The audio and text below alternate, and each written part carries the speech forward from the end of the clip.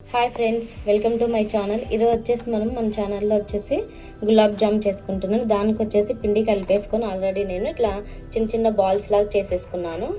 Next వచ్చేసి పాకం కూడా నేను గిన్నె పెట్టేసుకొని పాకం రెడీ చేసుకున్నాను. చూడండి, ఇంకా దాంట్లోకి వచ్చేసి నేను బాదము యాలకులు దంచి వేసాను అనమాట.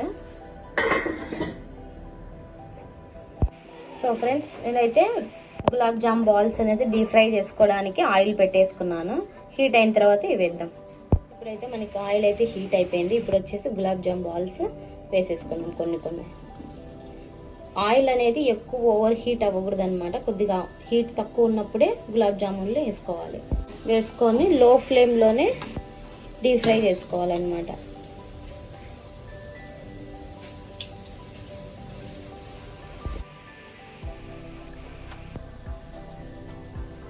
సో ఫ్రెండ్స్, మనకైతే డీప్ ఫ్రై అయితే అయిపోయాయి. చూడండి, ఈ గోల్డెన్ కలర్ వచ్చే వరకు వేపుకోవాలన్నమాట.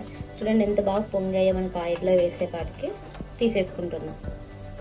సో ఫ్రెండ్స్, మనమైతే అన్ని డీప్ ఫ్రై చేసుకొని తీసి పక్కన పెట్టుకున్నాం కదా. ఇప్పుడు వచ్చేసి మనము పాకంలోకి వేసి పెట్టుకుందాం.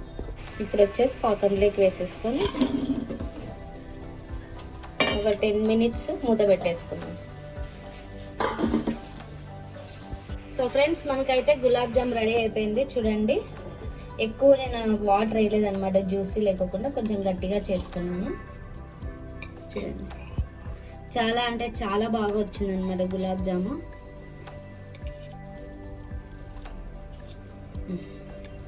చూద్దాం, లోపల కూడా మనకి మంచిగా ఉడికింది అనమాట. చూడండి, ఇలా లో ఫ్లేమ్లో పెట్టి మనం బాగా డీప్ ఫ్రై చేసుకుంటే అలా మంచిగా ఉడుకుతుంది లోపల కూడా. వీడియో నచ్చినట్లయితే మీరు కూడా ఒకసారి ట్రై చేయండి. Thanks for watching.